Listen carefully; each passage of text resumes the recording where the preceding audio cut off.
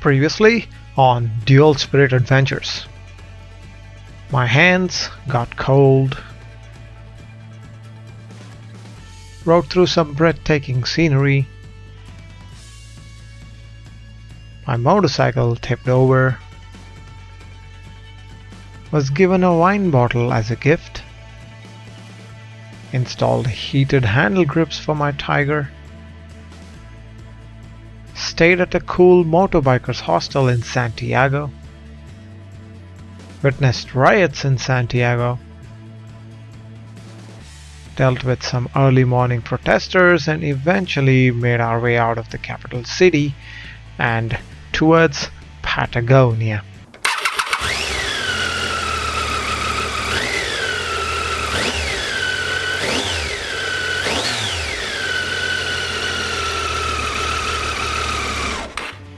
$500 out of Santiago, we camped at this cute campsite which happened to be next to a lazy river, and the campsite offered canoe tours for a few extra bucks. First thing in the morning, 3 of us along with the guide set out on 2 canoes on this mini adventure.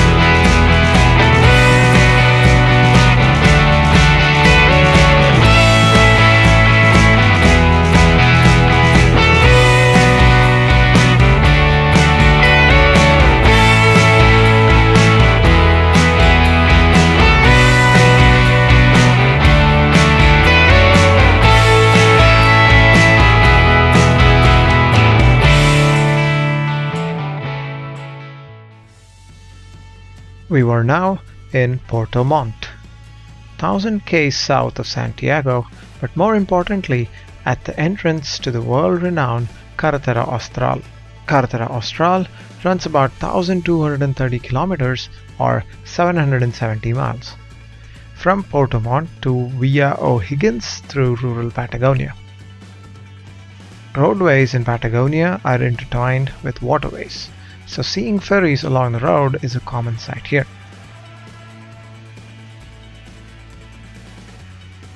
When they start loading up, motorcycles get first preference, get to be in the front row, first in, first out.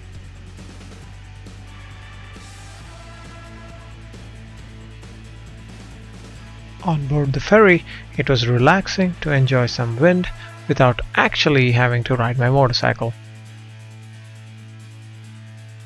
The road, at least initially, was well paved and snow-capped mountains started appearing in the distant horizon. Just as we thought we could tackle some mountain roads, we actually ran out of roads and had to take a ferry. Anyway, 5 ferries later, we were entering the less civilized parts of southern Chile.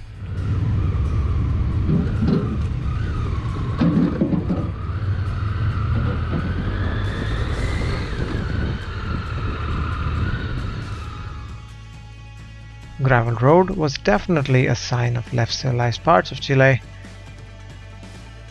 and the long line of cars tells me the frequency of these ferries are limited.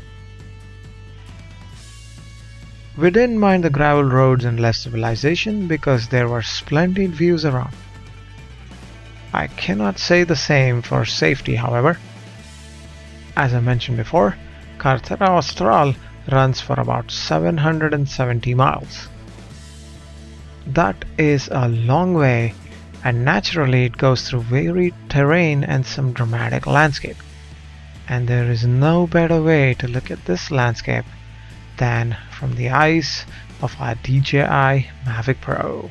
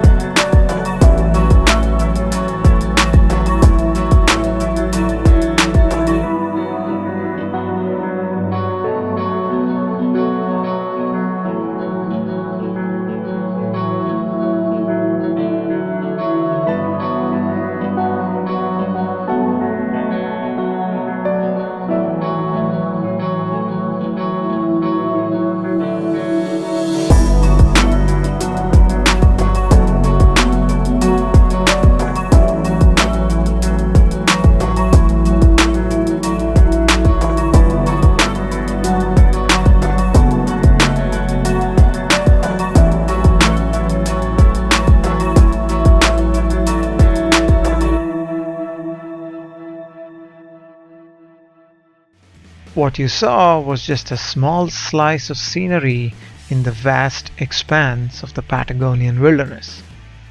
Camping here is exceptionally satisfying. Sitting by the fire, sipping on hot tea or wine, depending on what your preference is, and sharing stories of your travels from around the world. Rustling leaves, gushing river, and birds chirping at dusk. Just heavenly. Moments like these, Justin would say as I quote him, "These are great days we're living, lads." Those indeed were great days compared to the COVID-infected world today.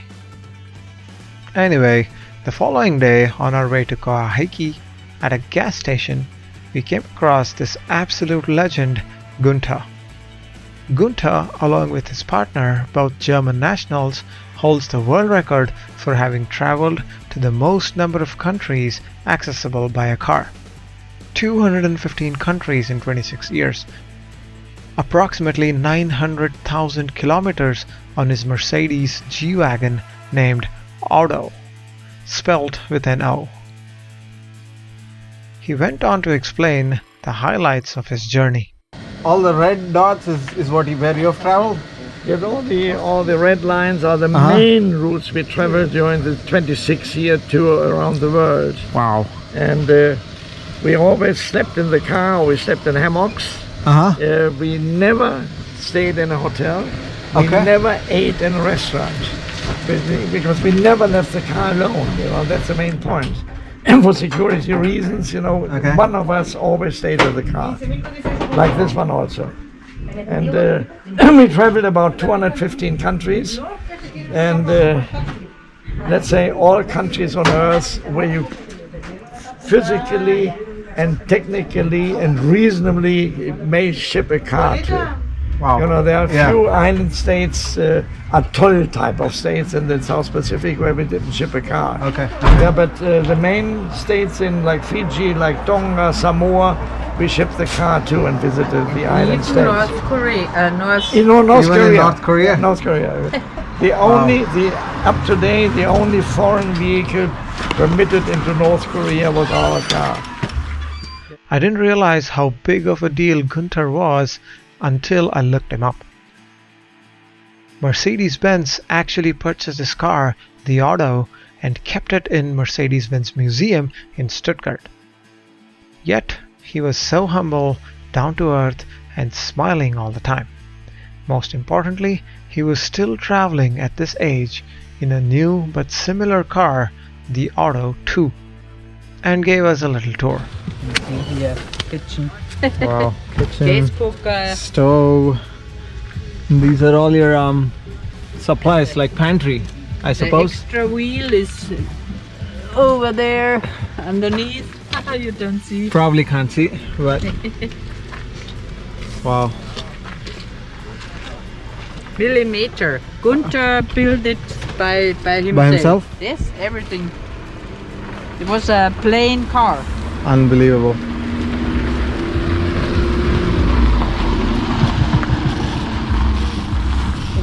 Yeah, if there is any machine, this is the one. Should go around the world.